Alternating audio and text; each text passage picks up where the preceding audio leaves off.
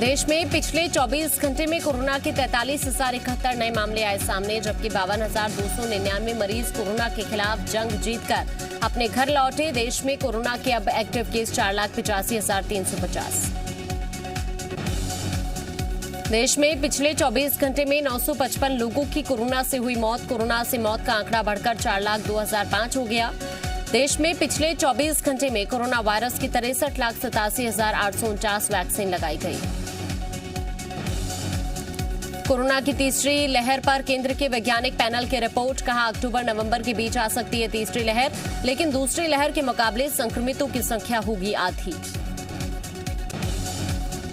मध्य प्रदेश में वैक्सीनेशन का महाअभियान जारी है। कल कोवैक्सीन के दूसरे डोज के लिए विशेष अभियान चलाया गया, जिसमें 2,65,000 से ज्यादा लोगों ने कोवैक्सीन की दूसरी डोज लगवाई। मध्य प्रदेश में कल कोवैक्सीन के दूसरे डोज के लिए विशेष अभियान चलाया गया था। इस दौरान बड़ी संख्या में लोगों ने वैक्सीन की दूसरी डोज लगवाई। रायपुर में वैक्सीनेशन कार्यक्रम पर एक बार फिर से रोक लग गई है। वैक्सीनेशन की कमी की वजह से प्रशासन ने पहली डोज पर अगले आदेश तक रोक लगाने का फैसला किया।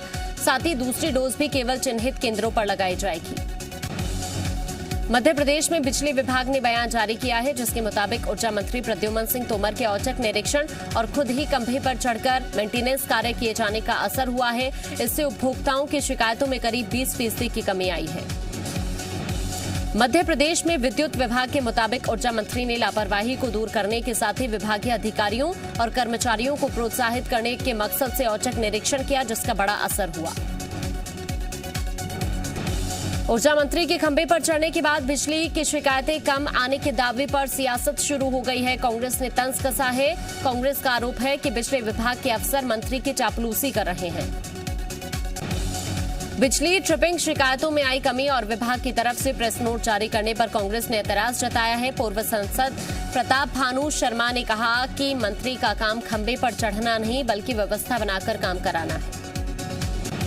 मध्य प्रदेश में चल रही नर्सों की हड़ताल कल खत्म हो सकती है। चिकित्सा शिक्षा विभाग के संचालक ने कल नर्सिंग एसोसिएशन के 3 सदस्यीय प्रतिनिधि मंडल को मुलाकात के लिए बुलाया है। उन्हें मुलाकात के लिए सोमवार दोपहर 3 बजे का समय दिया गया है। चिकित्सा शिक्षा विभाग के संचालक के साथ कल इस बैठक में नर्सों की 12 सूत्रीय मांगों पर चर्चा की जाएगी। नर्सों के एक प्रतिनिधि मंडल ने कल इंदौर में सीएम शिवराज सिंह चौहान से मुलाकात की थी। इस दौरान सीएम ने उनकी समस्याएं जल्द सुलझाने का भरोसा दिया था। गृह और लोक निर्माण मंत्री और कोरिया जिले के प्रभारी मंत्री ताम्रध्वज साहू आज कोरिया जिले की समीक्षा करेंगे। इसके साथ ही जिले में 6,77,98,000 रुपए की लागत से 75 विकास कार्यों का लोकार्पण, भूमि पूजन भी किया जाएगा। छत्तीसगढ़ में एडीजी जीपी सिंह के ठिकानों पर एसीबी की कार्रवाई में करीब 10 करोड़ की संपत्ति का खुलासा हुआ। छापेमारी के दौरान कई प्लॉट्स, मकान और गाड़ियों का पता चला है। एडीजी जीपी सिंह के करीब प्रीतपाल सिंह चंडोक के ठिकानों से 13 लाख रुपए नगद और एक बैंक मैनेजर के ठिकाने से लगभग 2 किलो सोना बरामद किया गया है। छापेमारी के दौरान 69 म्यूचुअल फंड्स और शेयर में इन्वेस्टमेंट और 79 बीमा पॉलिसीज की जानकारी मिली है। बैतूल के 3 गांव नेशनल पार्क के बफर जोन में शामिल होंगे। इसके एवज में हर परिवार को 15 लाख रुपए 5 एकड़ जमीन दी जाएगी। इसकी जानकारी वन मंत्री विजय शाह ने दी है। ट्रेन में 60 लाख रुपए की ठगी की वारदात का खुलासा कर ग्वालियर क्राइम ब्रांच और जीआरपी ने 4 आरोपियों को गिरफ्तार किया। एक आरोपी अभी भी फरार। पुलिस ने आरोपियों के पास से 27 लाख रुपए कैश बरामद किए। ग्वालियर क्राइम ब्रांच और जीआरपी ने सीसीटीवी की मदद से 4 आरोपियों को गिरफ्तार किया है, जबकि एक आरोपी फरार हो गया। पुलिस फरार आरोपी को भी जल्द गिरफ्तार करने की बात कह रही है। मंदसौर में लंबे समय के बाद हुई बारिश से लोगों को गर्मी से राहत मिली। किसानों की फसलों को भी फायदा हुआ। मौसम विभाग के अनुसार और अच्छी बारिश का इंतजार करना होगा।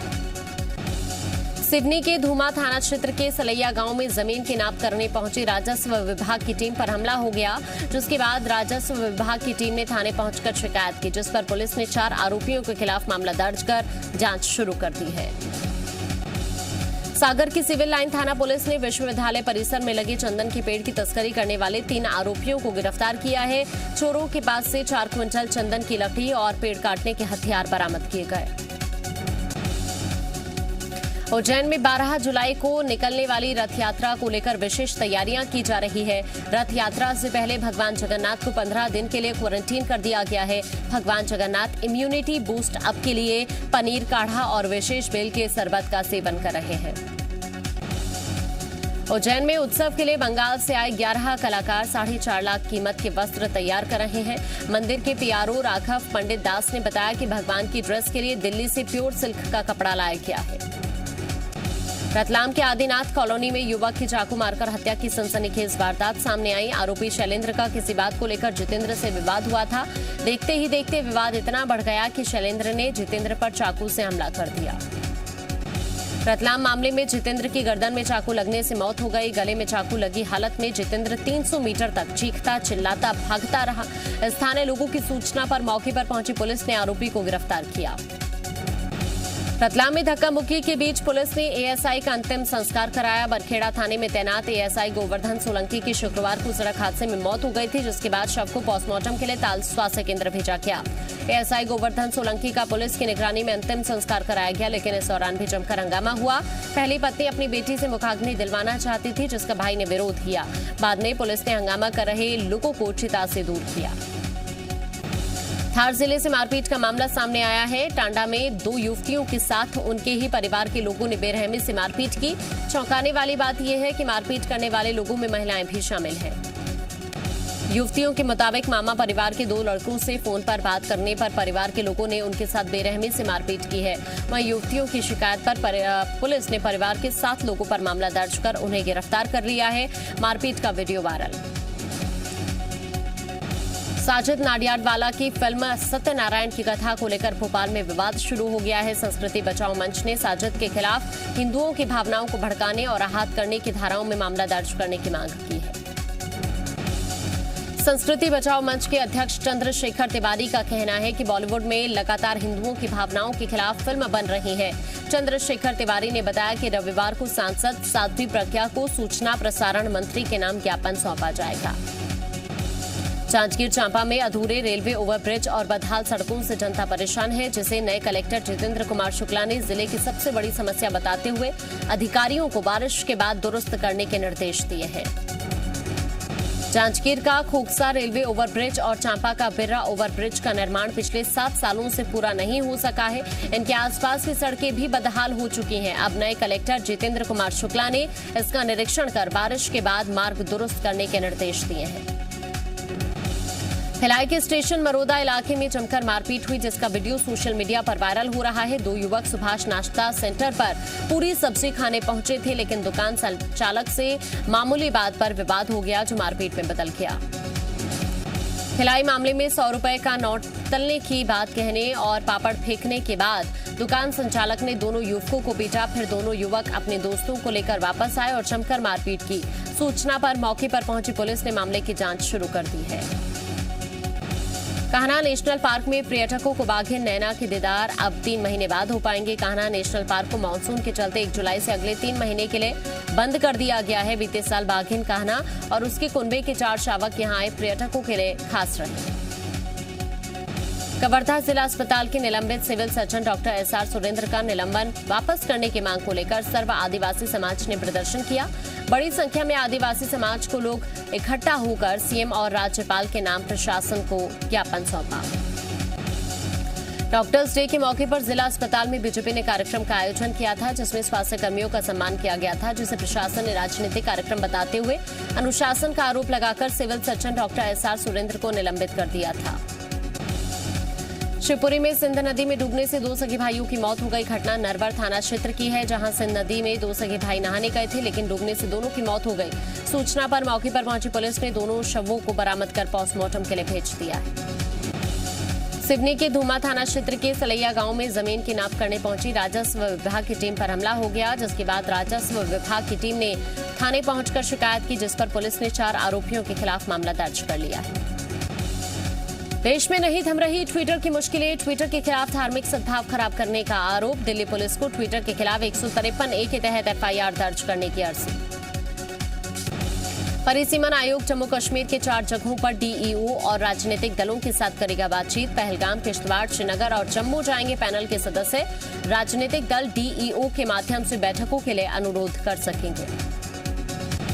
मनी लॉन्ड्रिंग मामले में महाराष्ट्र के पूर्व गृह मंत्री अनिल देशमुख को ईडी का नया समन जारी। अनिल देशमुख को ईडी का ये तीसरा समन है। बेटे ऋषिकेश देशमुख को भी ईडी ने समन भेजकर 6 जुलाई को पेश होने का आदेश दिया।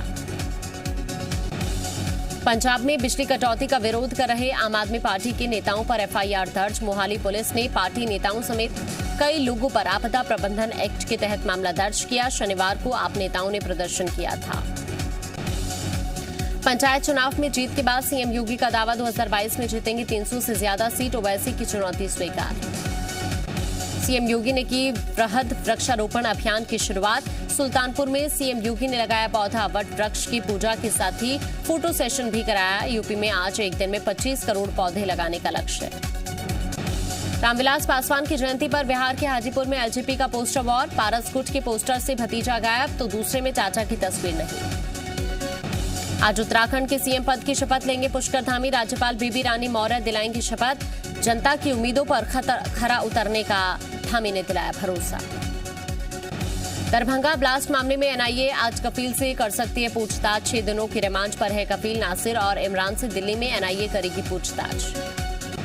जम्मू कश्मीर के गुलमर्ग में पुलिस वाले ने पेश की मिसाल। नहर में डूबते युवक की बचाई जान। सूचना मिलते ही मौके पर पहुंचे युवक ने जताया आभार। आरबीआई ने एफडी से जुड़े नियमों में बदलाव किया। अब मैच्योरिटी के बाद पैसा नहीं निकालने पर मिलेगा कम ब्याज। पिछले महीने की गिरावट के बाद फिर महंगे होने लगे हैं सोना चांदी। आने वाले दिनों में जारी रह सकती है बढ़त। एलआईसी ने होम लोन की ब्याज दरों में कटौती की। अब 6.66% ब्याज पर ले सकेंगे होम लोन। टेस्ला ने साल के दूसरे क्वार्टर में 2 लाख से ज्यादा कारें बेची। इलेक्ट्रिक कार बनाने वाली दुनिया की सबसे बड़ी कंपनी है टेस्ला। रेलवे ने बनाया माल ढुलाई का रिकॉर्ड। जून के महीने में हुई 11,186 करोड़ रुपए की कमाई। फूड डिलीवरी कंपनी जोमेटो के आईपीओ को सेबी की हरी झंडी। मिड जुलाई तक लिस्टिंग मुमकिन। इस सीजन में घरेलू क्रिकेट के सभी टूर्नामेंट होंगे। बीसीसीआई ने किया ऐलान। अक्टूबर से शुरू होंगे मुकाबले। कोरोना के कारण पिछले सीजन में 3 टूर्नामेंट ही हुए थे। झारखंड सरकार ने दीपिका कुमारी को 50 लाख रुपए देने का ऐलान किया। दीपिका ने तीरंदाजी विश्व कप के तीसरे चरण में 3 स्वर्ण पदक जीते थे। ऑस्ट्रेलिया के न्यू साउथ वेल्स में इस साल एक दिन में रिकॉर्ड कोरोना के नए मरीज। 25 मिलियन जनसंख्या वाले शहर में तेजी से पैर पसार रहा है डेल्टा वेरिएंट। जापान में भारी बारिश के चलते नदियों का जलस्तर बढ़ा। बाढ़ और तेज बहाव के चलते रिहायशी इलाकों में घुसा पानी। राहत और बचाव कार्य जारी।